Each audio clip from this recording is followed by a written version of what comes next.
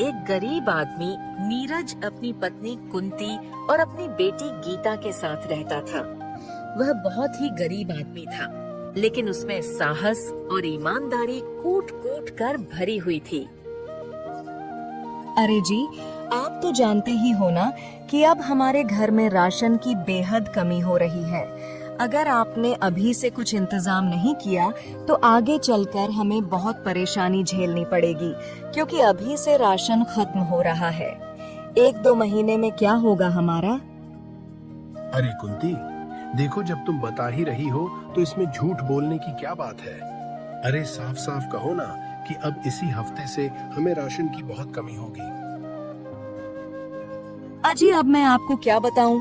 मुझे शर्म आती है बताने में, क्योंकि जब मैं आपको काम करती हुई देखती हूँ तो मेरे आंसू निकल आते हैं।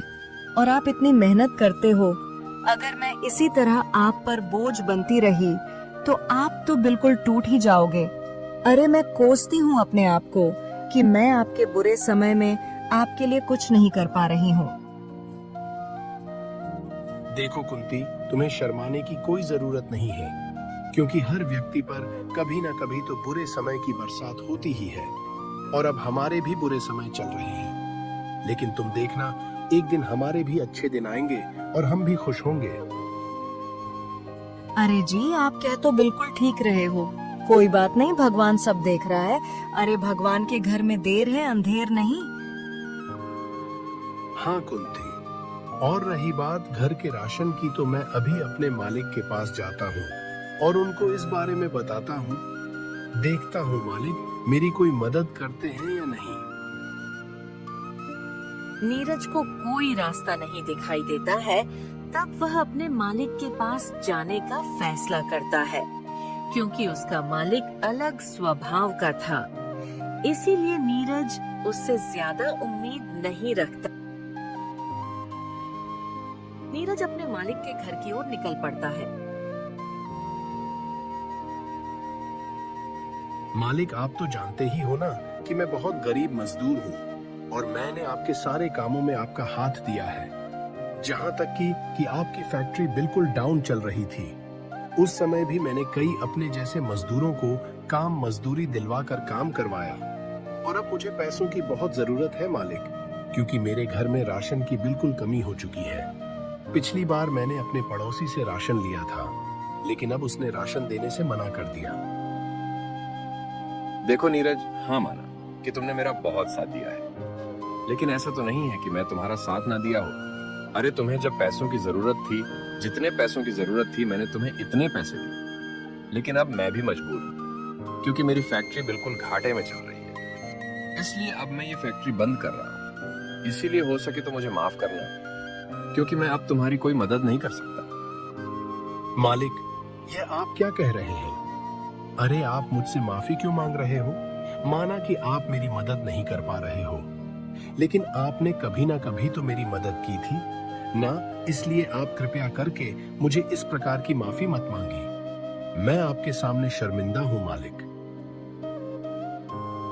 नीरज, मैं तुमसे माफी इसलिए मांग रहा हूँ कि तुम्हें ऐसा ना लगे कि मैं अपने स्वार्थ के लिए तुम्हारी मदद नहीं कर रहा, क्योंकि मैं भी मजबूर हूँ और अपना घर चलाने के लिए मैं भी कोई दूसरा काम देखूंगा। नहीं मालिक, काश ऐसा ना हो और आपकी फैक्ट्री फिर से अच्छी चलने लगे। अच्छा मालिक, अब मैं चलता हूँ, क्योंकि मुझे कहीं दूसरी जगह मदद मांगनी है। अपना ख्याल रखना मालिक। नीरज घर आता है और अपनी पत्नी को बताता है। देखो कुंती, मुझे पैसे नहीं मिल पाए हैं और ना ही अब मालिक दे सकते हैं, क्योंकि उन्होंने अपनी फैक्ट्री बंद कर दी है और मुझसे कह रहे थे कि अपने लिए कोई और काम ढूंढ लेना, और उनका भी हाल बिल्कुल हमारी तरह हो चुका है।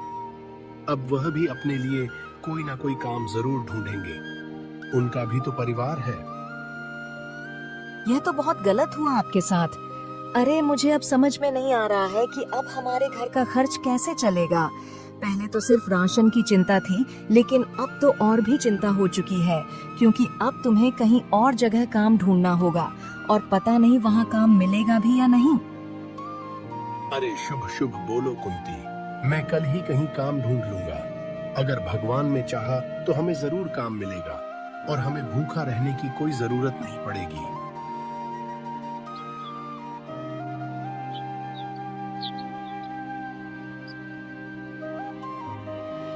अगले दिन सुबह होते ही नीरज काम की तलाश में निकल जाता है।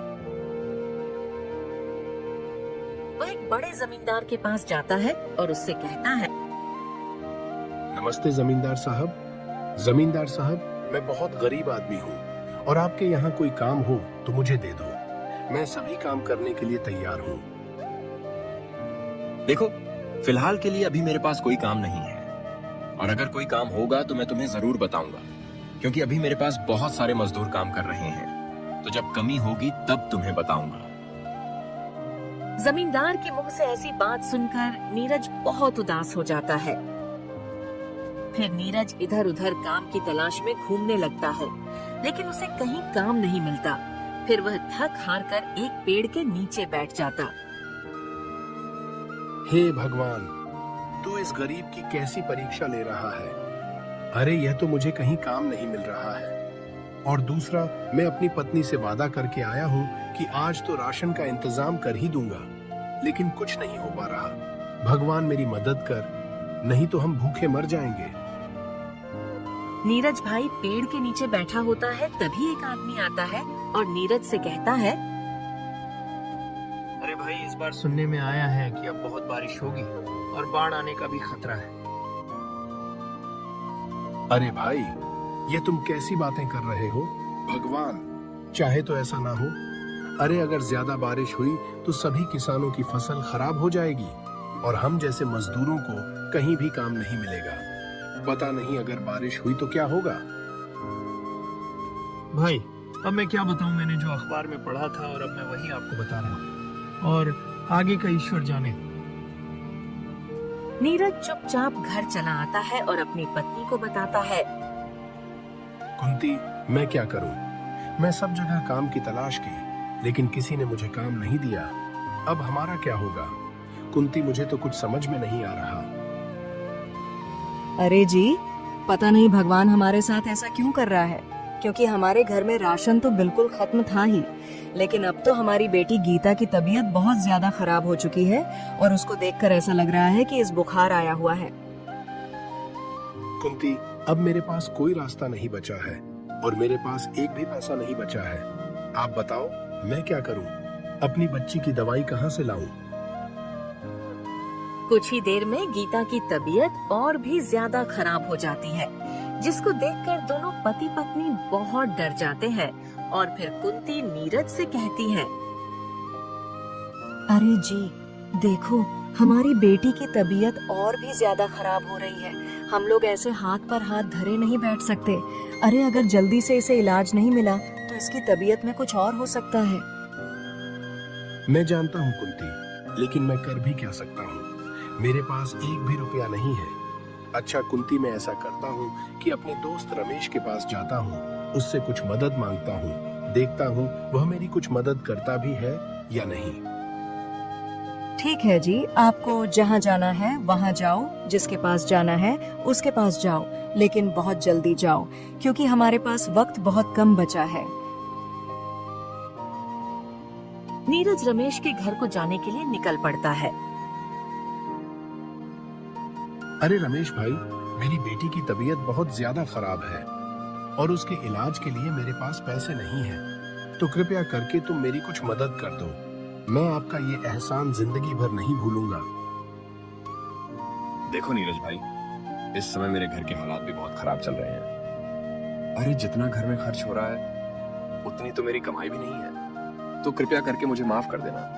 मैं तुम्हारी मदद नहीं कर पाऊंगा, और अगर मेरे पास पैसे होते तो भाई साहब मैं आपकी तुरंत मदद करता। मैं शर्मिंदा हूं अपने इस वक्त पर कि तुम्हारे बुरे समय में मैं तुम्हारा साथ नहीं दे पा रहा हूं। ये तुम कैसी बातें कर रहे हो रमेश भाई? क्या सच में तुम मेरी मदद नहीं कर सकते, या फिर मेरी बेटी की जिंदगी तुम्हारे पैसे से कम है? नहीं नीरज भाई, ऐसी बात नहीं है। तुम मेरी बात को समझने की कोशिश करो। भाई सच में मेरे पास तुम्हें देने के लिए पैसे नहीं है। अगर मेरे पास पैसे होते तो मैं तुम्हारी मदद जरूर करता। इधर दोनों पति पत्नी पूरी तरह से टूट चुके थे, क्योंकि उनको किसी ने पैसे नहीं दिए थे। सब लोगों ने कुछ ना कुछ बहाना बनाकर नीरज को भगा दिया।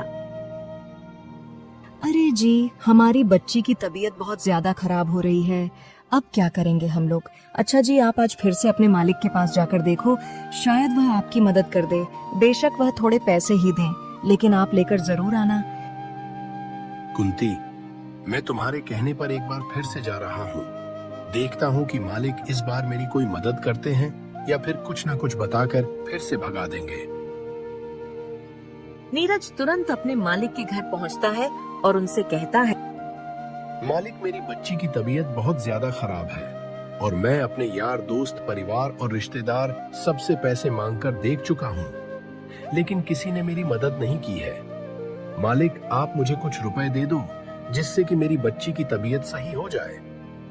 देखो नीरज, मैंने तुम्हें बता दिया था कि मेरी फैक्ट्री बंद हो चुकी है और अब मेरे पास फूटी कौड़ी तक नहीं आ रही है। तो बताओ, मैं तुम्हारी मदद कैसे कर सकूं? और एक बात जरूर याद रखना कि बुरे वक्त में यार, दोस्त, परिवार, रिश्तेदार कोई साथ नहीं देता। अपनी परिस्थितियां खुद को देखनी पड़ती है, न किसी दूसरे के भरोसे जीना पड़ता है। और मुझे पूरा विश्वास है कि भगवान तुम्हारी जरूर मदद करेगा। यह तुम्हारी बहुत कठिन परीक्षा ले रहा है। हाँ मालिक, आप कहें तो बिल्कुल ठीक रहे हो कि बुरे वक्त में कोई साथ नहीं देता। अच्छा मालिक, अब मैं चलता हूँ। मुझे तो ऐसा लग रहा है कि मेरी बच्ची की जान बहुत खतरे में है। नीरज अपनी मजबूरी और लाचारी को देखकर सोचता हुआ जा रहा था। तभी उसे चक्कर आ जाता है और वह जमीन पर गिरकर बेहोश हो जाता है। तभी कुछ देर में वही आदमी आता है जो नीरज को बता रहा था कि इस बार बारिश ज्यादा होने वाली है। उसने नीरज को बेहोश देखा तो वह हैरान हो गया। अरे ये तो वही आदमी है जिसको मैंने बरसात के बारे में बताया था, लेकिन ये बेचारा लाचार यहाँ बेहोश पड़ा है। मैं इसे ऐसी हालत में छोड़कर नहीं जा सकता। मैं ऐसा करता हूँ, इसे अपने घर ले जाता हूँ। जब इसको होश आएगा तभी इसको सब बता दूंगा। वह आदमी नीरज को अपने घर ले आता है। तभी कुछ घंटे बाद नीरज को होश आ जाता है। भाई साहब, मैं यहाँ कैसे आया? मैं तो अपने घर जा रहा था। मुझे अपने घर जल्दी पहुँचना चाहिए। भाई साहब, अभी आपको आराम की जरूरत है। अरे आप लेटकर आराम कर लो, क्योंकि आप मुझे रास्ते में बेहोश पड़े हुए मिले थे तो मैं तुम्हें अपने घर उठा लाया। आपने मेरी मदद क्यों की? अरे आप तो मुझे जानते भी नहीं हैं। सिर्फ आप मुझे एक दिन मिले थे जो आपने मुझे बरसात के बारे में बताया था, और ना ही मेरा आपसे कोई रिश्ता है। भाई, मेरा आपसे कोई रिश्ता हो या ना हो, मेरा फर्ज बनता है आपकी मदद करना, क्योंकि इस दुनिया में जितने भी लोग हैं वह सब एक दूसरे की मदद करने के लिए ही तो बने हैं। लेकिन तुमने अभी तक ऐसे लोग भी देखे होंगे जो सिर्फ अपने फायदे के लिए जीते हैं और दूसरों को मरते हुए देखते हैं, लेकिन सब ऐसे नहीं होते। वैसे तुम मुझे एक बात बताओ कि तुम बेहोश क्यों हुए थे, और तुम्हें देखकर ऐसा लग रहा है कि तुम बहुत मुसीबत में हो। तुम्हारी स्थिति बिल्कुल खराब चल रही है। देखो भाई साहब, मैं बहुत गरीब मजदूर हूँ और कई दिनों से मुझे कहीं काम नहीं मिल रहा, तो मेरे घर का खर्च नहीं चल पा रहा। ऊपर से मेरी बेटी बहुत ज्यादा बीमार है और उसके इलाज के लिए मैंने ना जाने कितने लोगों के हाथ जोड़े और कितने लोगों के पैर पकड़े, लेकिन किसी ने मेरी मदद नहीं की। और मैं इसी सोच में डूबा था कि अब मेरी बेटी के इलाज के लिए पैसे कहां से इकट्ठा करूं।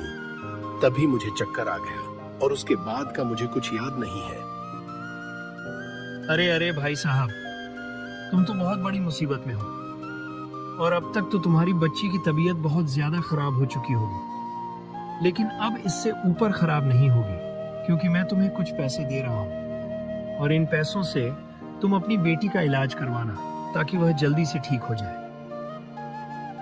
भाई साहब, आपका बहुत बहुत धन्यवाद जो आपने मुझे इतने पैसे दिए, लेकिन आज तक मैं सिर्फ भगवान का नाम सुनता हुआ आया हूँ, लेकिन आज मुझे साक्षात भगवान दिखाई दे रहे हैं, और वह है आप, क्योंकि आप मेरे लिए मेरे भगवान से काम नहीं है। अरे आपने मुझे बिना जाने पहचाने मेरी इतनी मदद की, इतना कोई नहीं कर सकता।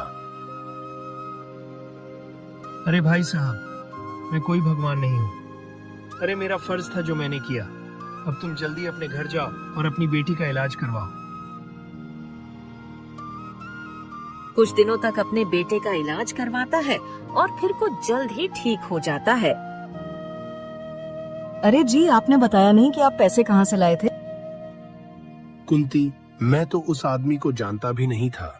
सिर्फ वह मुझे एक बार मिला था, जब उसने मुझे बताया था कि इस बार बारिश बहुत ज्यादा होने वाली है, और दूसरी बार तब मिला जब मैं बेहोश हो गया था।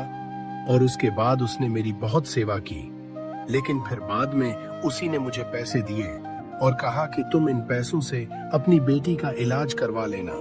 और वह जो भी था वह मेरे लिए भगवान से काम नहीं था। आज उसी की बदौलत हमारी बेटी अच्छे हाल में है। चलो, अच्छा ही हुआ वह आदमी आपको मौके पर मिल गया और उसी की बदौलत हमारी बेटी आज सही सलामत है। लेकिन आपके पास अभी कुछ रुपए बचे हैं, तो आप ऐसा करो, उनसे अपने गांव में ही एक अच्छी सी दुकान खोल लो। हाँ कुंती, तुम बिल्कुल ठीक कह रही हो। मैं आज ही एक दुकान खरीद कर उसी में सामान भरकर बेचने लगूंगा।